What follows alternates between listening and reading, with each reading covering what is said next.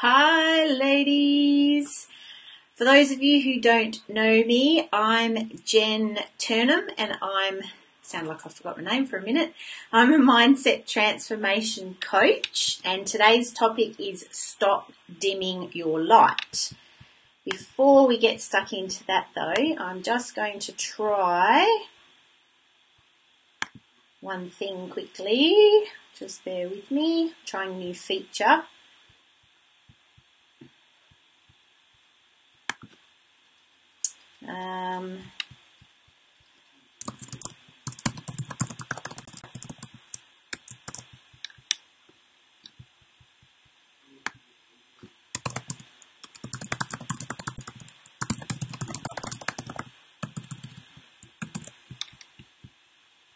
All right, let's see how we go.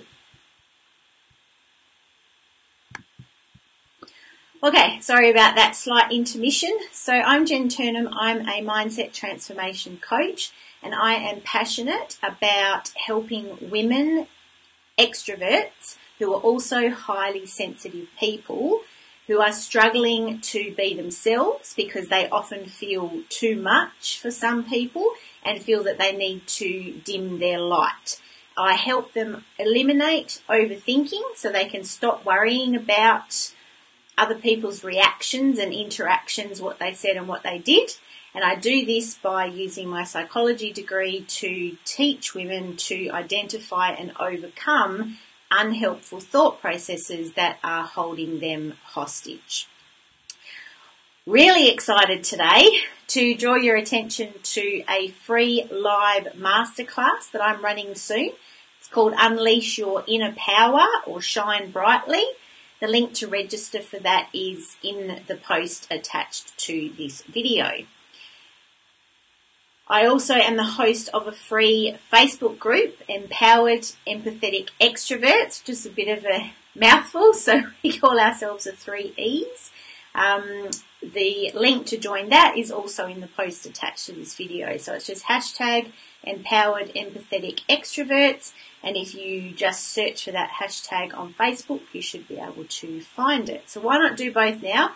Register for the masterclass. If you can't make it live, a replay will be available, but only for people who register. And join the group if you're not already a member. Now, if you're watching this live, I don't think anybody's on with me at the moment. So say hi, but you're not there, so don't say hi. If you're watching the replay, please type hashtag replay in the comments so I can circle back and see who's been watching and I can address any questions that you might post as well. So today's topic again is stop dimming your light, and I'm going to share my story with you today. So some questions for you. Can you relate to feeling like sometimes you need to be quieter, sometimes you need to be calmer, less excited, less over the top? I feel like that all the time, that people are a bit taken aback. Or maybe you feel like you need to make yourself smaller, and that's why I use the term dim your light, because that's what a few of the ladies in my group, that's how they describe it.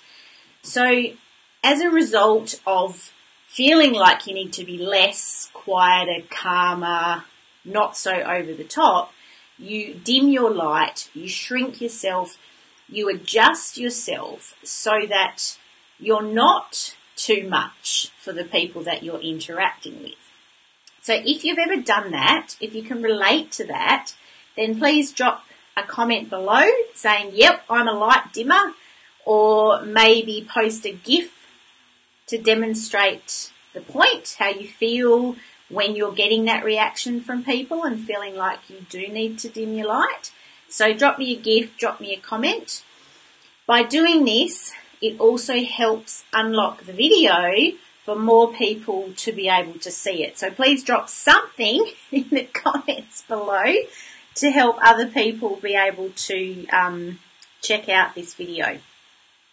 So I'm going to share with you today my story. Some of you might have already heard it, of the scariest but best decision of my life that finally had me celebrating me and being out there in the world as me and owning that. So a few years back, it's quite a few years now, I felt like something was missing in my life. I felt like, you know, the hamsters on the wheel, they're stuck on the wheel and they're just going round and round and round. That's how I felt. And I knew there must be more to life than the daily grind. And I also had a secret dream that had been bubbling away inside me that I was too embarrassed to tell anyone about. And the dream basically was, since I was 12 years old is the youngest I can remember feeling like this, but since I was about 12, I wanted to be a singer on stage in front of an audience. The audience didn't have to be huge. I didn't necessarily want to be world famous. Just singing in a pub would have been fine for me, dream come true. The reason I was embarrassed to share this dream with people is a few reasons. First of all, I wasn't sure if I could actually sing, and my biggest fear was, you know, when you see, there's a lot of obviously singing shows and competitions out there at the moment, so Idol, The Voice, all those types of shows. Australia's Got Talent, Britain's Got Talent, America's Got Talent, I'm sure that's one as well. You know how there's people that get on there and they sing their heart out and they're absolutely appalling. They sound absolutely horrible, and quite often the judges rip into them. And these people are totally shocked because everyone in their life had been building them up and telling them how amazing they were when they couldn't actually hold a note to save themselves. So that was my biggest fear, is being one of those people who thought I sounded great in the shower, thought I sounded great singing at the top of my voice in the car, and then to other people it actually hurt their ears. So I really didn't want to be one of those people. So that's one thing, one reason that I held back of sharing this dream with people. I was also afraid to try in case it didn't work. What if I failed? I'm sure a lot of you can relate to that. It's quite a common fear in a lot of us, in that we fear failure. We don't want to get it wrong. We don't want to stuff it up. And so we just kind of procrastinate about it and never do it, because then those fears can't be realised and we can't be a failure, so to speak. That's a whole other topic that I could do a video on, but I'm not going to do that today. I also wasn't sure how I was going to live with a lot less money, because what I realised is that I probably needed to give up my career to make it happen, because I'd had a couple of false starts along the way. So I planned on getting a part-time job to help me pay the bills, but I really wasn't sure how that would go.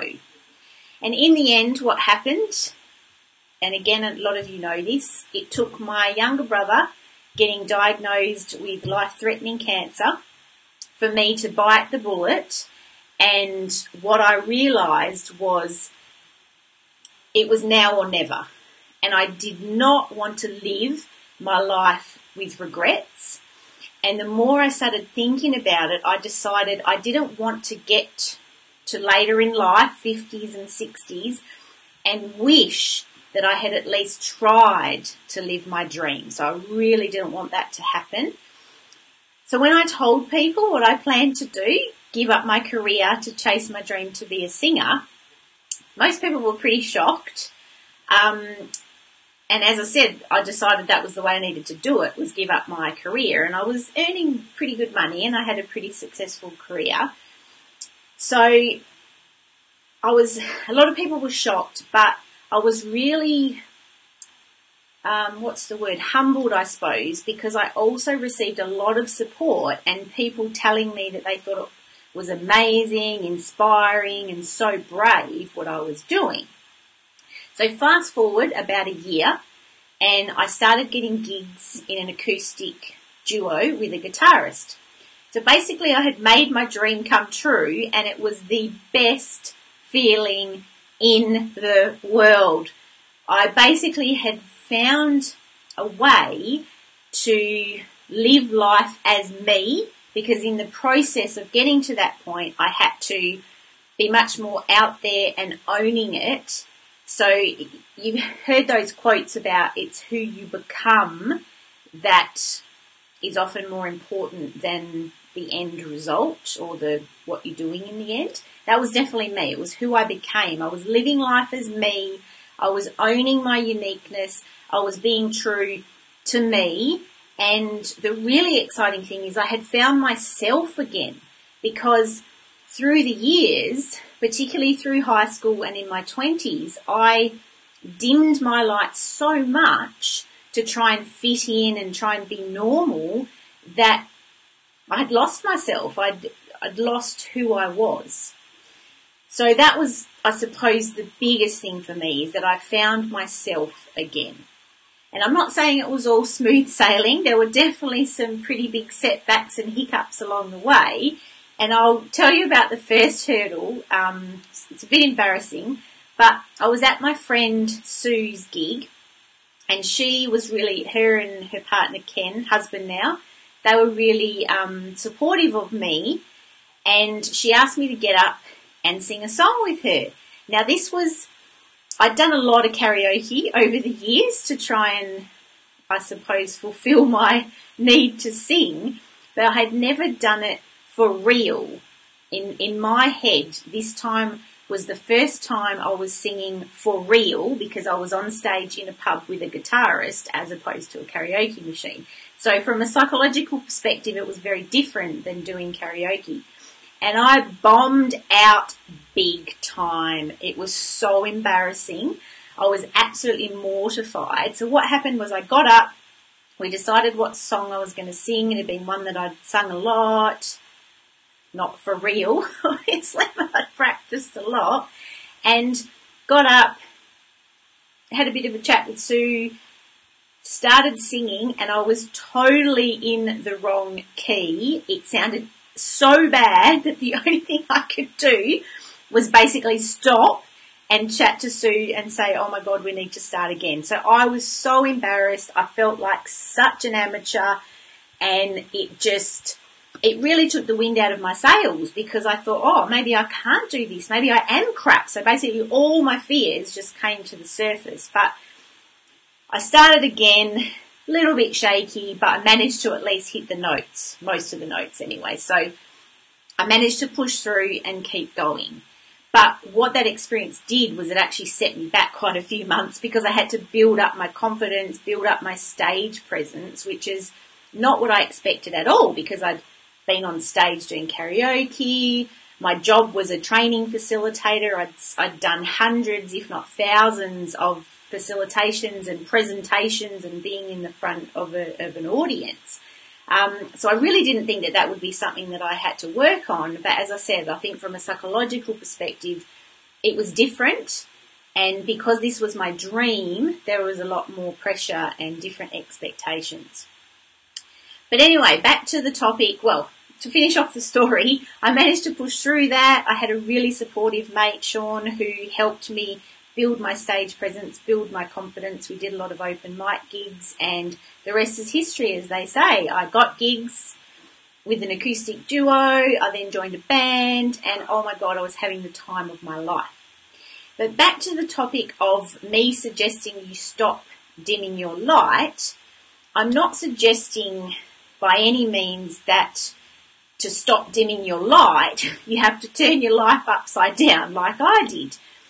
I just share my story to demonstrate how amazing you can feel if you do stop dimming your light, and if you do start living life as the real you and letting the world see the real you.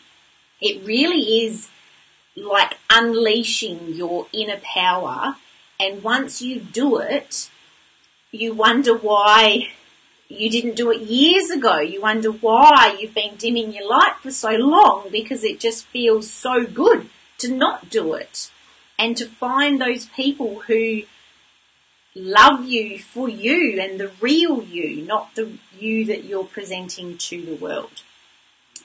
So that's pretty much it for today's topic. I hope I have managed to perhaps inspire you to at least take a look at why you dim your light and what you might be doing if you stopped dimming your light. So what I'd love to hear is the answers to 2 questions. So first of all, why do you feel you need to dim your light? And secondly, what are you afraid of happening if you shine brightly as the real you in the world? So why do you feel the need to dim your light? And what are you afraid might happen if you shine brightly and show yourself to the world? So please comment below. That's the first step, I suppose, in starting to shift away from dimming your light, is to really get in touch with why and what your fears around that are. And if you comment, then I can circle back and help you as well. And don't forget to register for my free masterclass, Unleash Your Inner Power. The link to register for that is in the post attached to this video. And the replay will, if you can't make it live, the replay will only be available to those who register at the link. And this week, because I'm launching at the moment, so I'm launching my new online course. So this week I have got an extra special Thursday live video. So I'll be doing 2 a week for the next 2 weeks. So Thursday this week at 5 p.m. is an extra special live, and I'm doing a bit of myth busting around the perceived barriers we might have around shining brightly and stopping dimming our light. So that's also why your comments and your feedback would be really helpful on this video, because then I can address some of those fears and address some of those barriers in my video on Thursday. So it would be very much appreciated if you could get real, get vulnerable, and share the answers to those questions in the comments below. That's it for me today. So I will see you in the group or next week right here, same time, same place. No, not next week, sorry, I just finished talking about Thursday. I'm on autopilot. I'll see you Thursday, 5 p.m, same time, same place, right here. Ciao for now.